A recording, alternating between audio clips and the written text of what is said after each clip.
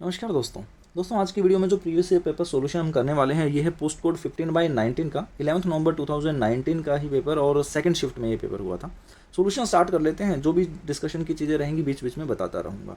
सबसे पहले आपके सामने क्वेश्चन है क्वेश्चन नंबर 8। अच्छा, इससे पहले के 7 क्वेश्चन क्यों स्किप कर दिए वो भी आपको आगे वीडियो में पता चल जाएगा। ठीक है, सॉल्यूशन देख लेते हैं। सबसे पहले क्वेश्चन कहता है कि चावल के मूल्य में 25% की वृद्धि के साथ एक गृहिणी अपने खर्चे को 5% से बढ़ा देती है। उसकी खपत कितने प्रतिशत से कम हो गई है। सबसे पहले क्वेश्चन ही गलत है।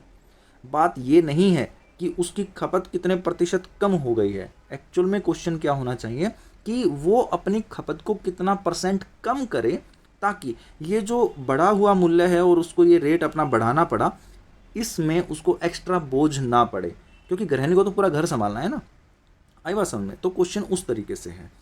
अब सॉल्यूशन की बात कर लेते हैं। भाई मान लेता हूँ कि हमारे पास क्या है कि पहले जो गृहिणी थी वो 100 रुपये में 100 किलो चावल खरीद लेती थी। अब क्योंकि उसी 100 किलो चावल का मूल्य हो गया है 125 रुपये, तो गृहिणी क्या बोलती है कि मैं चलो 105 कर लेती हूँ। पहले मैं 100 रुपये देती थी, अब मैं 105 दे दूँगी। ठीक रही बात। तो उसने क्या किया, ये कमी कर दी। ठीक है ना। अब बात कर लेते हैं कि कितने की कमी हो गई। 20 की कमी हो गई। भाई इन दोनों के बीच में ये डिफरेंस कितना क्रिएट हो गया, 20 रुपये का डिफरेंस क्रिएट हो गया। कितने के ऊपर हुआ ये डिफरेंस क्रिएट, ये भी बात आती है।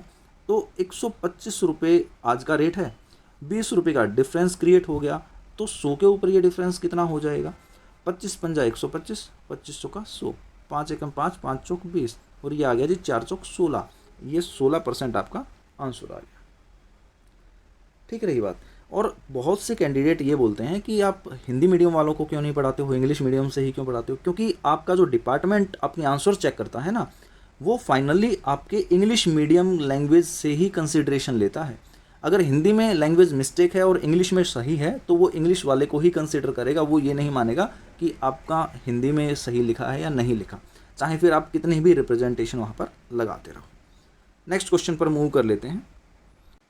नेक्स्ट क्वेश्चन, क्वेश्चन नंबर 9 आपके सामने है। देखिएगा सॉल्यूशन। ये टाइम एंड वर्क से क्वेश्चन है और अच्छा क्वेश्चन है। 2 स्टेप का क्वेश्चन है। एक ए अकेले एक कार्य को का 2/3 भाग 40 दिन में पूरा करता है। बी अकेला उसी कार्य का 3/4 भाग 60 दिन में पूरा करता है। ए और बी दोनों मिलकर उस कार्य का 7 बटा भाग कितने दिन में पूरा करेंगे। बहुत अच्छा क्वेश्चन है। ठीक है, देखिएगा। अब आप मुझे एक बात बताइए। नॉर्मली आपके सामने चीज़ें होती हैं कि भाई ए एक दिन में इतना कर देता है, बी का एक काम इतने दिन में कर देता है, दोनों मिलकर कितने दिन में करेंगे, या उस पार्ट का कितना परसेंट कितने दिन में करेंगे। ठीक है, लेकिन वो जो पहली स्टेप की चीज़ है ना, वो आपको यहाँ पर निकालनी पड़ेगी। कैसे निकालोगे, मुझे बताइए कि अगर ए 2/3 भाग 40 दिन में कर देता है तो एक कंप्लीट काम कितने दिन में हो जाएगा। ये कुछ ऐसे लिख सकते हो ना आप कि भाई 2/3 काम तो कर देता है 40 दिन में, एक काम पूरा हो जाएगा 40 गुना 3/2 में। तो ये आप कट करोगे 20 और ये आ जाएगा जी 60। अब आपकी लैंग्वेज क्या बन गई क्वेश्चन की कि ए एक काम अकेला 60 दिन में कर देता है। इसी तरीके से बी का भी निकाल सकते हो। तो बी का क्या बोला गया है कि 3/4 भाग बी कर देता है जी 60 दिन में। तो बी एक कंप्लीट काम कितने टाइम में कर देगा। ये 4/3 आ जाएगा, ये 20 से कट जाएगा, ये 20 चौक 80 हो जाएगा। अब मैं ये कह सकता हूँ कि बी वही एक काम 80 दिन में कर देगा। भाई यहाँ पर भी एक आ गया और यहाँ पर भी एक आ गया। ए एक काम 60 दिन में करता है, बी वही काम 80 दिन में करता है। इतनी बात क्लियर है। रब कर देता हूँ इसको। ठीक है, क्योंकि ऑब्वियस सी बात है, मोबाइल की स्क्रीन पर काम कर रहा हूँ तो चीज़ें थोड़ा सा मैनेज्ड वे में करनी पड़ेंगी। इतना तो आपको पता चल गया। अब देखिए, ए एक काम कर देता है 60 दिन में, बी कर देता है उसी काम को 80 दिन में। इनका हमने एलसीएम लिया, कितना आ जाएगा 240। ठीक रही बात। अब आप बताइए कि ए का एक दिन का काम कितना आ गया। ये आ गया जी 4। 80 से 240 को डिवाइड करेंगे तो कितना आ जाएगा जी, आ गया 3। ये 4 और 3 पता है क्या आ गया, एक दिन का काम। ए एक दिन में 4 काम करता है, बी एक दिन में 3 काम करता है। ठीक रही बात। अब हमें क्या बताना है कि टोटल का 7/8 कितने दिन में पूरा होगा। अब टोटल तो है ये, इसका 7/8 करेंगे तो गुना 7/8 करना पड़ेगा। 8 तिया 24, 30 आ गया, 7 तिया 21, यानी कि 210 काम कितने दिन में करेंगे। कौन, दोनों मिलकर। अगर मैं दोनों मिलकर बात करूं तो ये तो एक दिन का 4 काम था, बी का 3 काम था, 7 काम हो गया। 7 से कट करेंगे, 7 तिया 21, 0 की 0, 30 दिन आंसर आ गया। ये रहा आपका आंसर। ये डबल स्टेप का क्वेश्चन था, ठीक है ना। आगे बढ़ते हैं। क्वेश्चन नंबर 10 आपके सामने है, देखिएगा। और जैसे ये स्टेटमेंट मैंने यहाँ पर लिख दी ना, ऐसे ही क्वेश्चंस आपके 1 से लेकर 7 में 3 क्वेश्चन मिसिंग थे और 2 कन्वेंशनल मेथड से आपको कराने थे, और एक आपका DI का कंप्लीट बार ग्राफ था, वो यहाँ पर स्क्रीन पर बना नहीं सकता था। तो इसी तरीके से 7 क्वेश्चन मैंने वहाँ पर स्किप कर दिए, 2 क्वेश्चन सिर्फ वहाँ पर करवा सकता था, वो कभी भी मैं बीच में ले लूँगा, ठीक है। चलिए स्टार्ट कर लेते हैं सोल्यूशन। आपको दिया गया है 1024 की पावर 0.8 भाग का निशान 1024 की पावर 0.4, और हमें इसकी कंप्लीट वैल्यू बतानी है, क्या आएगी। आपने देखा कि यहाँ पर ये वैल्यू और ये सेम है, इसका मतलब बेस सेम है, बीच में भाग का निशान है, तो पावर अपने आप में माइनस हो जाएंगी। कहने का मतलब बड़ी पावर में से छोटी पावर माइनस हो जाएंगी। आपको क्या मिलेगा, 1024 की पावर मिलेगी 0.4। भाई 0.8 में से 0.4 को माइनस करेंगे तो 0.4 ही बचेगा। इसको मैं पॉइंट हटाऊंगा तो बटे में 10 कर दूंगा, पॉइंट हट गया, ठीक है। 2 दूनी 4, 2 पंजे 10, यानी कि 1024 की पावर 2/5 मुझे मिल गई।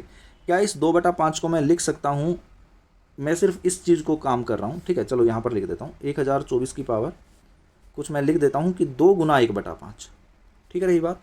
अब आप एक बात सोचिए, मैं यहाँ से डायरेक्ट आंसर क्लिक कर सकता हूँ, ये ऑप्शन नंबर 2, कैसे वो आप सीखिए। भाई 1024 का अगर मैं 1/5 करूँगा तो ये टूट कर छोटी वैल्यू देगा, लेकिन क्या वैल्यू देगा क्या आपको पता है? मत मानिए कि भाई आपने को तोड़ने की ज़रूरत है ही नहीं, लेकिन जो भी वैल्यू वो 1024 की जगह मुझे मिलेगी ये 1/5 हटाने के बाद, उस वैल्यू का मैं वापस से ये स्क्वायर करूँगा कि नहीं करूँगा। इसका मतलब आपका जो आंसर होगा वो एक कंप्लीट स्क्वायर वैल्यू होगी।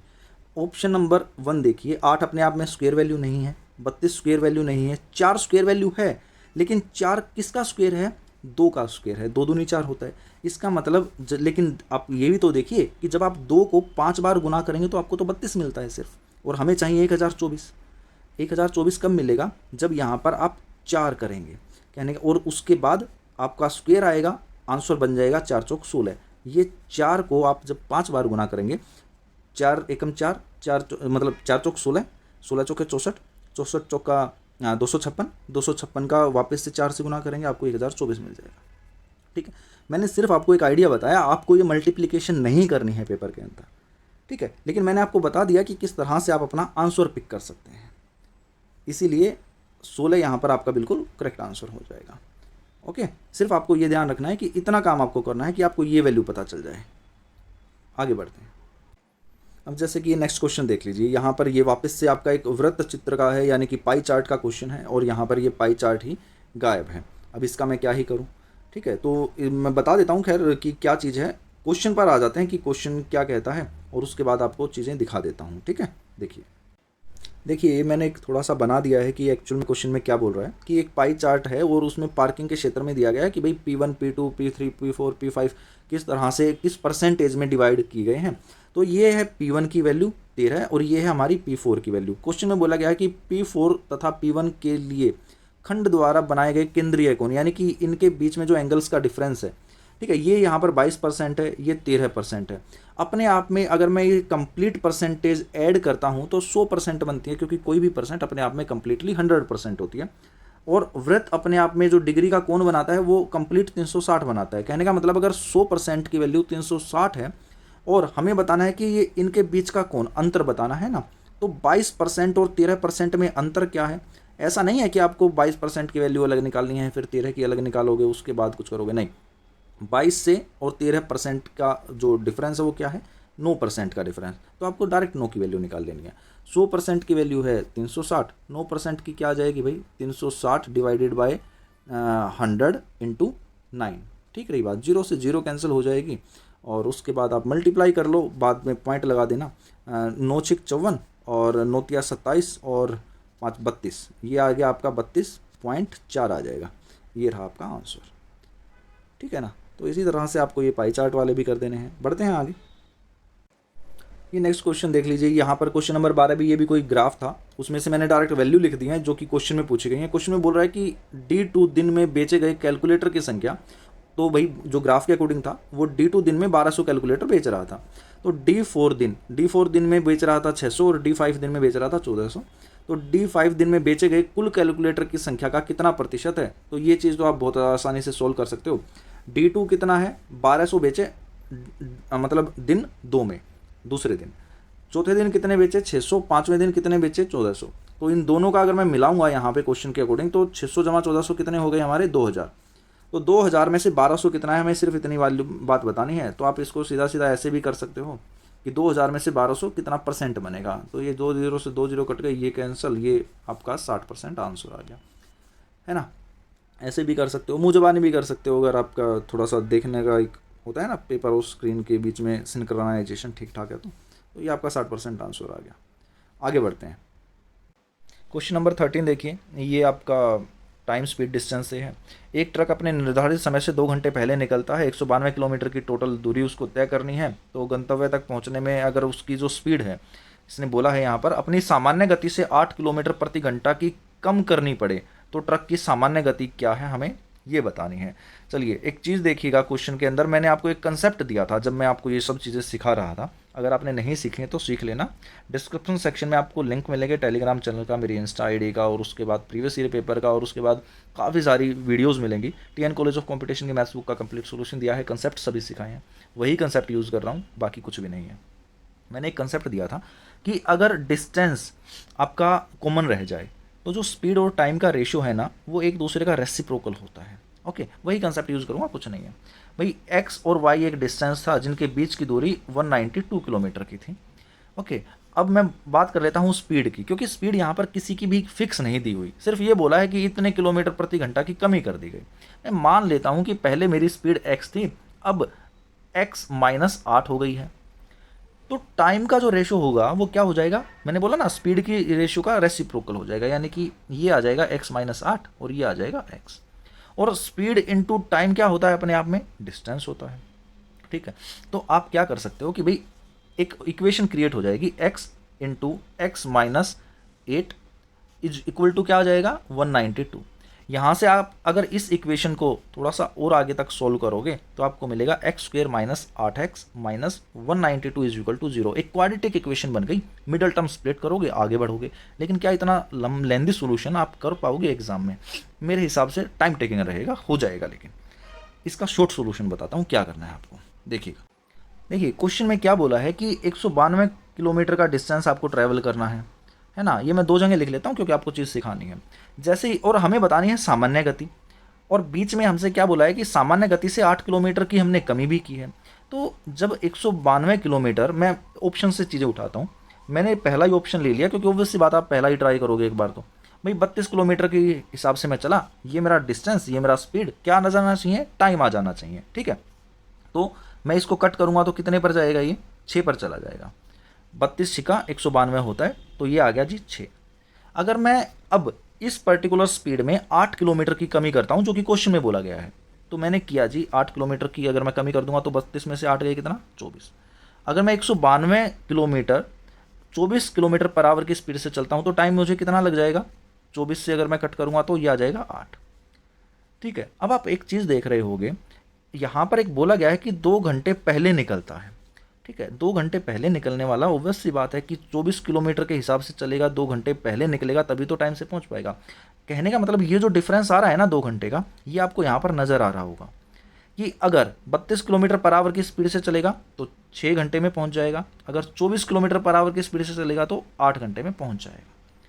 जैसे ही आपकी ये कंडीशन सेटिस्फाई हो गई जो क्वेश्चन की लैंग्वेज में बोली गई है, आप डायरेक्ट आंसर लगाओगे और आगे बढ़ जाओगे। आई बात समझ में? बाकी चीज़ें आप ट्राई करोगे भी नहीं और बनती भी नहीं है कहीं ना कहीं अगर मैं देखूँ तो, क्योंकि ना ही 40 से कटेगा ना ही 30 से कटेगा। एक 28 की बारी आती है, वो आप करके देख सकते हो हिट एंड ट्रायल कि भैया 28 वाला जो फैक्टर है वो काम कर रहा है या नहीं कर रहा है। इसी तरीके से आई बात समझ में? आगे बढ़ते हैं। ये है यहाँ पर ए और ये है हमारा बी और ये अपना तीसरा बंदा सी आ गया। ठीक है, इनकी इनकम दी हुई है और इनका एक्सपेंडिचर दिया हुआ है।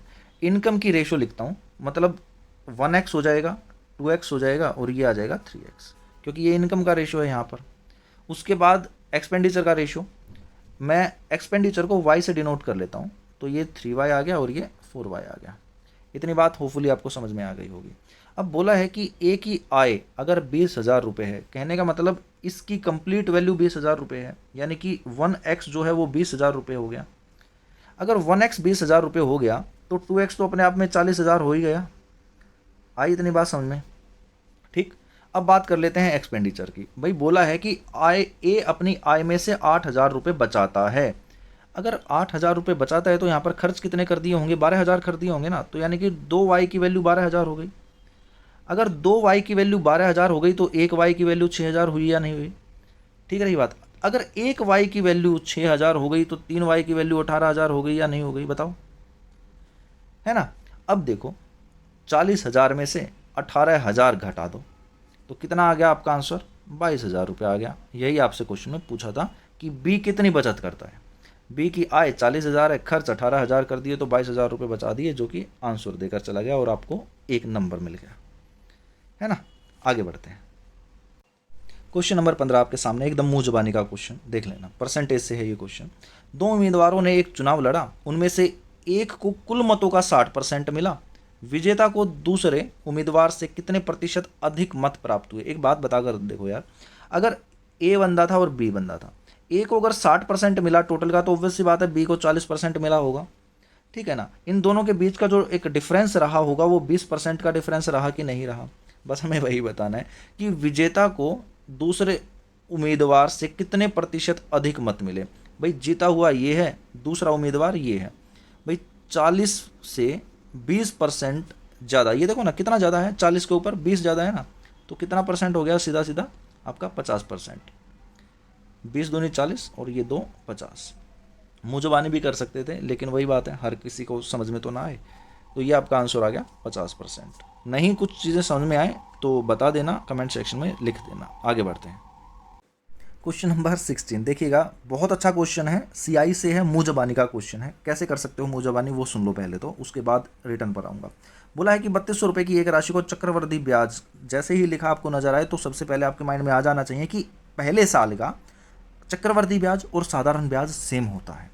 ये बात आपके माइंड में आ जानी चाहिए। उसके बाद 20% प्रति वर्ष है, यानी कि एनुअली बात कर रहे हो, 2 वर्ष के लिए लगा रहे हैं, तो 2 वर्ष पश्चात हमें कितना ब्याज मिलेगा वो बताना है। सीधी सी बात है, अगर एसआई और सीआई पहले साल का सेम होता है तो 3200 रुपये के ऊपर अगर मैं 10% निकालता हूँ तो आ गया जी 320, और 20% हो जाएगा 640। 2 साल के लिए निकालना है, 640 और 640 हो गया आपका 1280 रुपये, और 640 का वापस से 20% निकालूंगा, 10% 64 और 128, यानी कि 1280 जमा 128। आपका आंसर जो भी आएगा वो आपका 1408, यही आपका आंसर आएगा। ठीक है, अब बताता हूँ लिखकर कि किस तरह से ये चीज़ आप भी कर सकते हो। देखो मैंने क्या बोला आपको सीधा सीधा कि यार टोटल ये अमाउंट क्या है। अच्छा ये पेन चला गया क्या? चलो ले लेते हैं, ये आ गया भाई 3200 रुपये है। 3200 का अगर मैं 10% की बात करूँ तो एक जीरो हटा दूंगा ये वाली, तो 320 बच गया। अगर 10% की वैल्यू 320 है तो 20% की वैल्यू 640 आ जाएगी या नहीं आ जाएगी? ये आ गया पहले साल का। SI में क्या करते हैं कंपाउंड में कि पहले साल वाला तो मिलेगा ही मिलेगा, लेकिन ये जो ब्याज मिला है इस ब्याज के ऊपर भी यहाँ पर एक ब्याज मिलेगा, और कितने परसेंट से? इसी परसेंट से। तो 640 जो है ये, उसका 10% क्या होगा? 64 हो जाएगा, और 20% क्या होगा? 128, जो कि यहाँ पर ऐड हो जाएगा। 640 हो गया 1280 जमा 128, ये आपका आ गया आंसर 1408 रुपये। आगे बढ़ते हैं।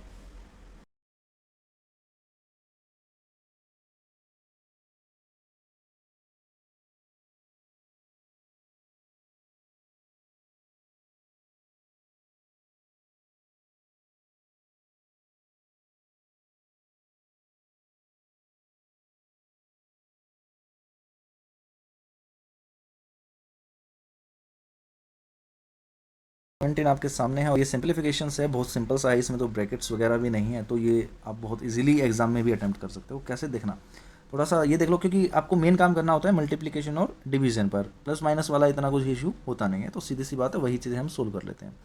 ये स्टेटमेंट लिखी हुई थी, और जो पहले 1 से 7 क्वेश्चन थे ना उनमें बहुत वही है, जो स्टेटमेंटल चीज़ें होती हैं वो नहीं लिखनी पॉसिबल थी, इसलिए मैंने अवॉइड किया। देखिएगा ये 7 गुना 3 है, ये 2.5 इंटू 8 है, और ये 8 डिवाइडेड बाय 2 है। तो सीधी सी बात है, पहले इनको ले लेते हैं। ये 7 या 21 हो गया, और 2.5 इंटू 8 अगर मैं 4 से मल्टीप्लाई करता हूँ तो 10 आता है, 8 से मल्टीप्लाई किया मुझे 20 डायरेक्ट मिल जाएगा, इतना आपको पता होना चाहिए। ये आ गया हमारे पास 4, 8 डिवाइडेड बाय 2, तो ये 7 या 21 और ये 20 हमारा यहाँ पर, तो ये हमें कितना मिल जाएगा, माइनस हो रहा है, तो सीधी सी बात है यहाँ से तो हमारे पास 1 आ गया, ठीक है, क्योंकि 21 माइनस 20 1 हमें मिल गया, तो ये मैंने लिख लिया। ये है यहाँ पर 4 हमें यहाँ पर मिल जाएगा इसको सोल्व करने के बाद। अब चीज़ें प्लस माइनस में रह गई, 5 और 1 6, 6 और 5 11, 11 और 4 कितना हो गया हमारे पास 15, ठीक है, डिवाइडेड बाय ये माइनस का 8 है, 2 दूनी 4 जमा 4 प्लस का 8 बना देगा, ठीक है, ये प्लस का 8 माइनस 8 से कैंसिल आउट हो जाएगा, 3 और 2 5, ये डिवाइड करेंगे 3 आ गया आंसर। यही आपका सोल्यूशन है। बस ये चीज़ें आपको जल्दी जल्दी करनी है, मैं तो बहुत आराम से बता कर रहा हूँ, है ना। आगे बढ़ते हैं। Next question profit and loss से, बेहतरीन क्वेश्चन, देखिएगा समझिएगा किस तरह से चीज़ें करते हैं। बोला गया है कि दो वस्तु जो कि एक आर है एक जी है, उनका विक्रय मूल्य सेम है। विक्रय मूल्य सेम होने का मतलब मैं कह सकता हूँ कि उनका एसपी सेम है, SP of R is equal to SP of G है, ठीक है। आर पर कमाया गया लाभ 60%। अब जो आर पर 60% का लाभ हुआ है ना, वो इस वैल्यू में के अंदर इंक्लूड है क्योंकि ये एसपी है, ठीक है। और जी पर हुई हानि, अब जो जी पर हानि हुई है वो भी इसी वैल्यू के अंदर इंक्लूड है, क्योंकि हानि होने के बाद ही तो उसने बेच दिया, जितने पर बेचा तभी तो उस पर हानि हुई, ठीक है। एक विक्रेता आर पर 90% का लाभ कमाना चाहता है, आर पर इस वैल्यू पर 90% का प्रॉफिट लेना चाहता है, लेकिन प्रॉफिट किस पर निकलता है, क्रय वैल्यू पर।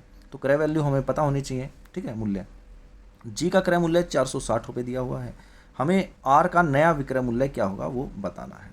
चलिए सोल्यूशन करना स्टार्ट कर देते हैं। अब यार सीधी सी बात है कि ये एसपी दिया हुआ है और आर के ऊपर प्रॉफिट बोला हुआ है 60% का, और जी के ऊपर लॉस बोला हुआ है 20% का। मैंने इसलिए माइनस यहाँ पर पुट कर दिया। बोला गया है कि जो कॉस्ट प्राइस है ना जी का, वो 460 रुपया है। तो यहाँ से अगर जी का कॉस्ट प्राइस 460 रुपया है और जी पर हानि हो रही है 20% की, यहाँ पर देखा आपने, तो 20% कितना होगा, 46 460 का 46 हो गया 10%, गुना 2 कर देंगे तो 20% आ जाएगा, यानी कि 92 रुपये। तो ये माइनस 92 रुपये, यानी कि इतने की इसको हानि हुई। इसका मतलब बेचा कितने पर गया, ठीक है ना। ये क्रय मूल्य है 460 रुपये, 92 रुपये की हानि हुई, तो बेचा कितने पर गया, 368 रुपये पर। कहने का मतलब ये 368 रुपये क्या आ गया, एसपी आ गया, किसका, जी का। और एसपी ऑफ जी किसके बराबर है, एसपी ऑफ आर के बराबर है, लेकिन आर पर तो 60% का प्रॉफिट हुआ है। अगर पहले वैल्यू 100 रही होगी तो 160% की वैल्यू हुई क्या आ गई हमारी, 368 रुपये। वापिस से समझिएगा, जी का क्रय मूल्य दिया हुआ है 460 रुपये, ये यहाँ पर, ठीक है। इसके ऊपर 20% की हानि हुई है, तो भैया 20% की हानि ये दे रखी इन्होंने, तो 20% की हानि अगर मैं निकाल दूंगा 460 में से तो 368 मिल गया। लेकिन क्वेश्चन के अकॉर्डिंग ये जो एसपी है ना, ये बराबर है इसके प्रॉफिट वाले के, आर का जो प्रॉफिट हुआ है, और आर का प्रॉफिट 160 मतलब 60% है, तो 100 के ऊपर 60 का प्रॉफिट यानी कि 160 की वैल्यू कितनी आ गई, 368 यहाँ पर मिल गई। अब क्योंकि वो 90% का प्रॉफिट लेना चाहता है, 90% का प्रॉफिट लो ना भाई, क्या बात हो गई। 160 की वैल्यू अगर 368 है तो 190 की वैल्यू निकाल दो, 368 डिवाइडेड बाय 160 गुना 190, ये जीरो से ये जीरो कैंसिल हो गई, 16 दूनी 32, 16 तिया 48, 19 गुना 23 करो, 19 तिया 57। सिर्फ एक ही ऑप्शन ऐसा है जिसकी यूनिट प्लेस पर 7 है, आगे करने की भी ज़रूरत नहीं है। ऑप्शन नंबर 3 आंसर आ गया। आगे बढ़ते हैं। क्वेश्चन नंबर 19 रेशियो प्रपोर्शन से है, देख लीजिएगा। बोला गया है पी क्यू आर साझेदार हैं, तो ऐसे क्वेश्चन में जैसे ही दिखे ना, आप डायरेक्ट लिख दिया करो कि भाई ये पी है, ये क्यू है और ये आर है।